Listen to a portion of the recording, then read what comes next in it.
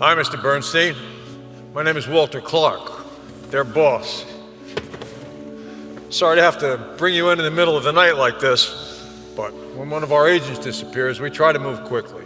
I understand. We are all working for the same cause. So were you on the Brooklyn Bridge last night? Yes, I was. And did you see this man? A few people passed by. It was dark. I couldn't see very well. Now tell us then, who's this man? This man was a first-time visitor to New York. He was asking me if I was familiar with the subway schedule.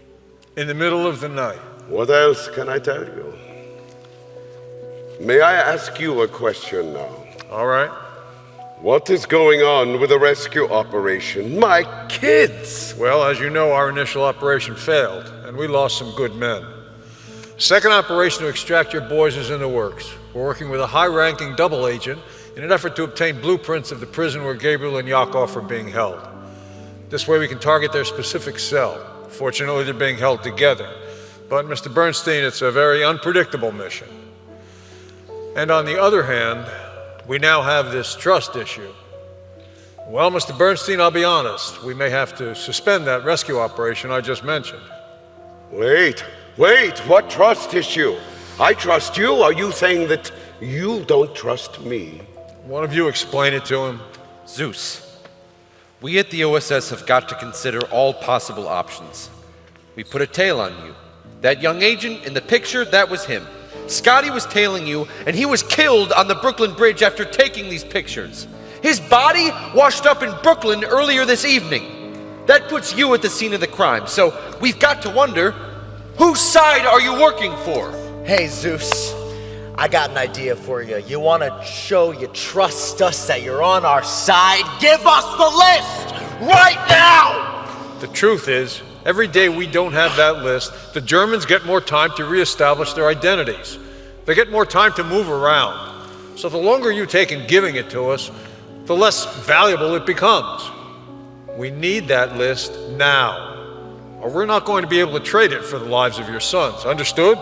We had an agreement! An agreement. That agreement went out the window the second you became a primary suspect in this murder investigation. Now, Mr. Bernstein, all bets are off. But you're so keen on agreements? Here's the new deal. I will honor your original handshake, but the rescue operation is on hold until after we complete the investigation of Scott's murder. Mr. Clark. Let me finish. If you give us that list right now, I may be inclined to believe your story as to what you're doing on the bridge last night. Mr. Clark. Call me Walter, please. Walter, if I give you the list, can you tell me when I will see my sons again? I cannot in good conscience give you a true answer to that. Don't you know that we're at war? I know. I have lived through it. Can't you see that I'm still living it? I don't care about your list. I don't care about how delicate wartime operations are or what calculations you have to make. The only thing that I care about, the only thing I care about is my kids being brought here to safety like you all agreed to do! Zeus! Now I'm sorry to press you like this, but you have got to decide!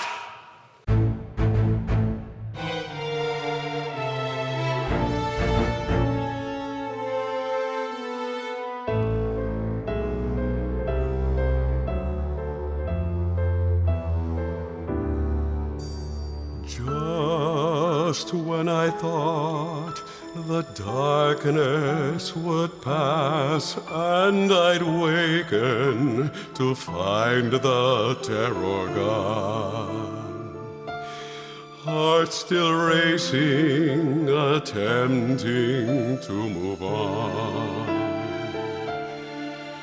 Suddenly I'm paralyzed by fear,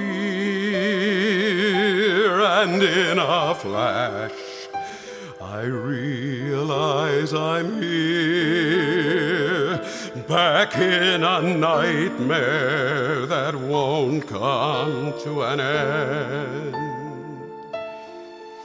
A life that I cannot comprehend. How can this happen? It's an impossible feat. I'm in a room without doors, trapped with no source of light, with no escape. Who could imagine such an unthinkable deed? How can I choose or decide? I'm reeling inside, my heart ripped wide. Dear God, how can this happen? It's an impossible thing to have to choose between sons, favoring one, abandoning one to his fate. Who could imagine such an unthinkable deed? God, I won't choose, won't decide, can't take a side. I step aside, and God, I leave it to you.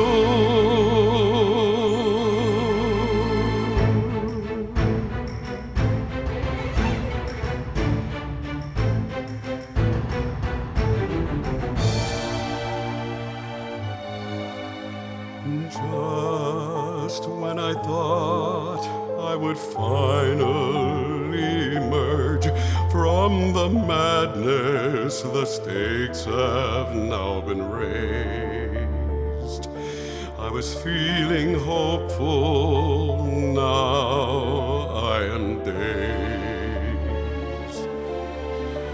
I'm struggling to hold strong and to resist, knowing our lives are tied to that place. But can it be that I was being a fool, believing they would play by the rules? How can this happen? It's an impossible feat. I'm in a room without doors, trapped with no source of light, with no escape. Who could imagine such an unthinkable deed? How can I choose or decide? I'm reeling inside, my heart ripped wide. Dear God, why did this happen? It's an impossible thing to have to choose between sons, favoring one, abandoning one to his fate. Who could imagine such an unthinkable deed? God, I won't choose, won't decide, can't take a side. I step aside, and God, I leave it to you.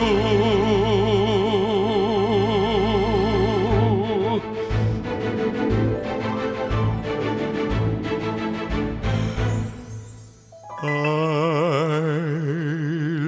leave it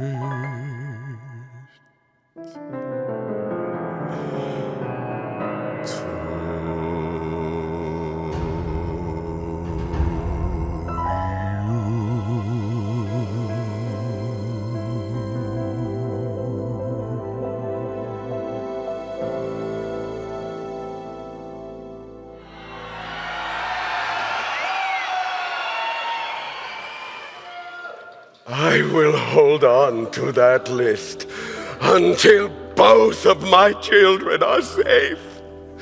I will make no choice. I will leave the fate of my children to the Almighty God.